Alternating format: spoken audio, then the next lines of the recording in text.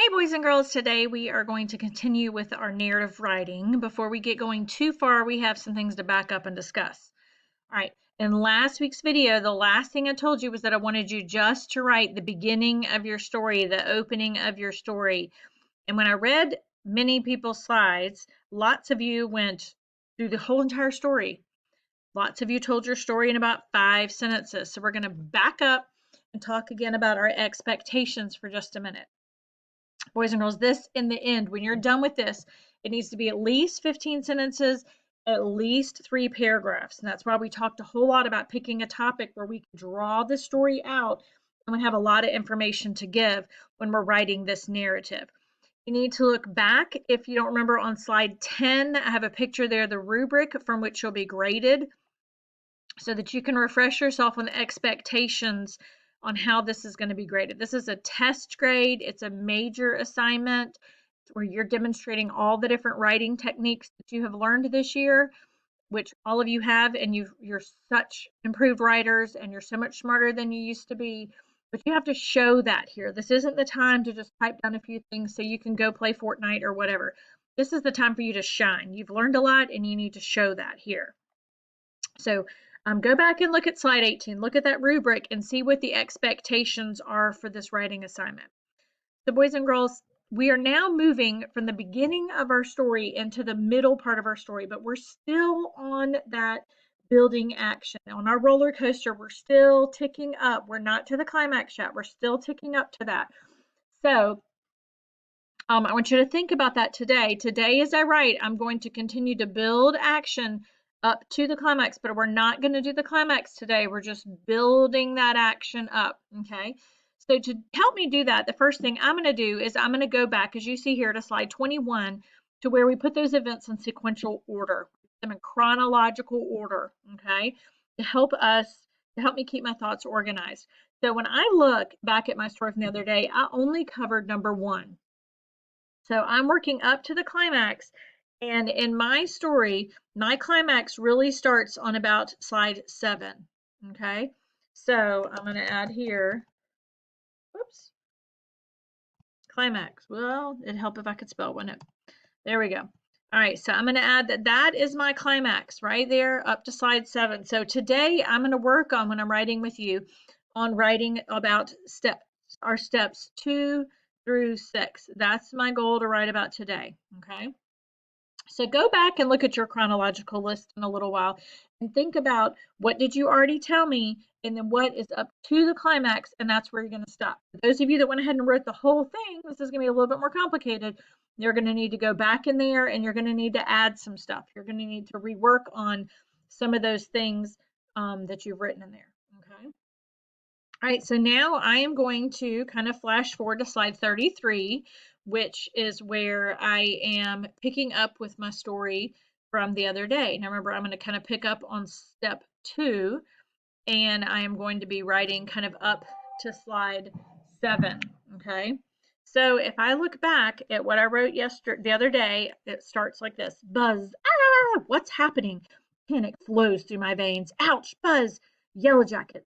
These are yellow jackets swarming on me like a waterfall. That was how it all began. Bum, bum, bum. I was walking in the woods on a cool fall afternoon with my 2 friends, Elizabeth and Robin. We were singing the latest tune from Olivia Newton-John when we saw a hole in the ground. Remember, we talked about in that paragraph that we just have our hook to get people started, and then we want to establish the setting and the characters. And that's all you needed to do last week, just to kind of get us going in our view. So here we go. We are picking up where we left off from our story from last week. So as we walked along, Elizabeth saw a familiar hole in the ground. She told Robin and me. Remember, boys and girls, you put the other person first. You're not a narcissist. The other person comes first. It's not me and Robin. It's Robin and me. Okay? She told Robin and me that she was certain it was a chipmunk hole Robin and I were concerned that it was a snake's hole.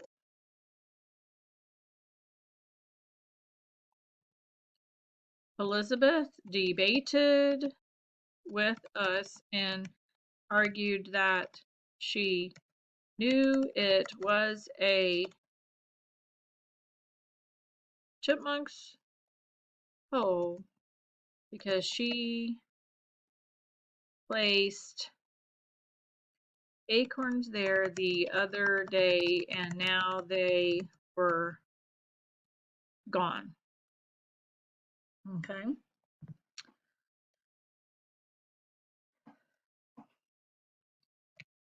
Determined to prove us wrong, Elizabeth jammed her foot in the hole.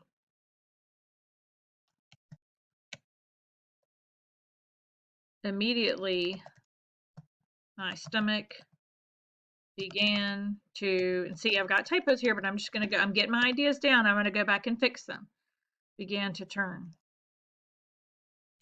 I simply knew that a snake was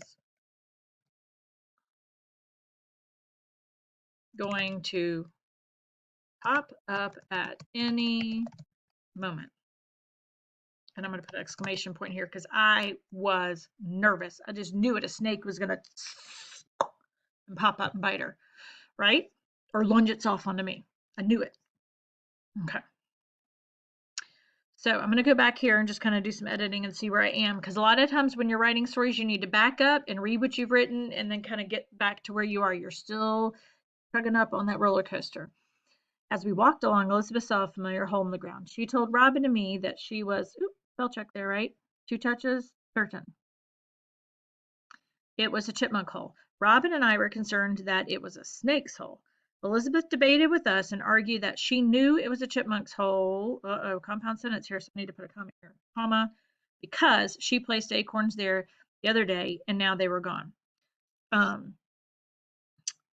Determined to prove us wrong, Elizabeth jammed her foot in the hole. Immediately, my stomach began to churn. I simply knew that a snake was going to pop up at any moment, right? Okay. Now I'm going to go ahead to my next paragraph because that's kind of the end of that moment, right? I still don't know what's going on here. Suddenly, Elizabeth became tremulous, vocab word, and began shrieking and screaming. Robin and I could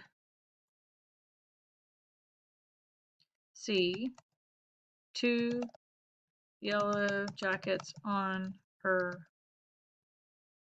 I'm going to describe this a little bit better here because I want to build the action, on the knees of her denim. Remember, denim means like blue jean material. We talked about that once in class. Denim means blue jean material. Suddenly, Elizabeth became tremulous and began shrieking and screaming. Oops, I'm going to spell Robin's name down there too. Robin and I could see 2 yellow jackets on the knees of her denim overalls. Remember, boys and girls, this whole story is also in past tense because, right, it's already happened. Okay, the story's already happened, so the whole thing's in past tense now, right? Not alarmed, Robin and I told Elizabeth to simply move away, right? We weren't worried about it. We saw yellow jackets all the time out in the woods. We're like, just move away, no bigs, right? Okay, so let me go back to the beginning and I'm going to reread what I have so far. Buzz, what's happening? Panic flows through my veins. Ouch, buzz, yellow jackets. These yellow jackets are swarming on me like a waterfall. That was how it all began. I was walking in the woods on a cool afternoon with my two friends, Elizabeth and Robin. We were singing the latest tune from Olivia Newton-John when we saw a hole in the ground. Uh-oh. As we walked along, Elizabeth saw a familiar hole in the ground. I already said that, right? So I need to fix this here because this is redundant. Redundant means that I've told it already, right? So as we walked along,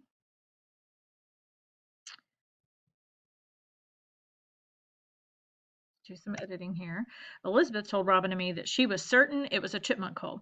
Robin and I were concerned that it was a snake's hole. Elizabeth debated with us and argued that she knew it was a chipmunk's hole because she had placed acorns there the other day and now they were gone. Determined to prove us wrong, Elizabeth jammed her foot in the hole. Immediately, my stomach began to turn. I simply knew that a snake was going to pop out at any moment. Suddenly, Elizabeth became tremulous and began shrieking and screaming.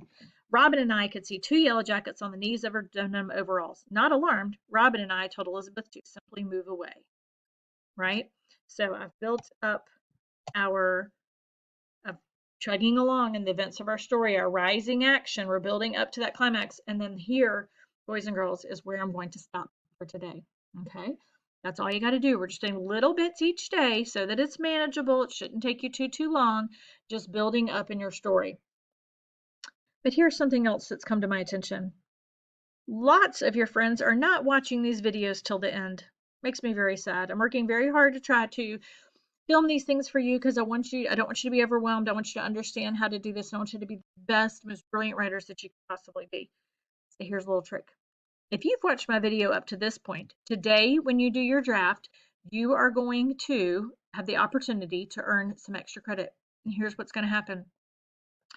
If you have watched my video up to this point, then you are going to have the potential to earn 10 points extra credit by simply inserting a picture of Miss Gilliard's favorite beverage, which is coffee, into your slides for today. So when you get, well, that's a little big. Don't do it that big, right? So your secret way of telling me, yes, Miss Gilliard, I followed directions and watched it to the very end, is that you are going to insert a picture of coffee somewhere on your slide, and I will give you 10 points extra credit, right? Little secret for those of you and reward for those of you that are watching these videos till the end. So that's all you got to do. You're going to take your story today, you're going to pick up where you left off the other day, and you're going to write up to the climax, and then because you've watched it till the end and you want to earn 10 points extra credit, you're going to insert a picture of Mrs. Gilliard's favorite beverage, coffee, into the image, and you get 10 into your slides, and you get 10 points extra credit. Easy peasy, lemon squeezy. Boys and girls, I'm so proud of you. Keep up the great work. I've loved reading these stories. They're amazing, they're fabulous, and they're little snapshots into your amazing lives. Y'all have a fabulous afternoon, and I will talk to you soon. Take care. Bye.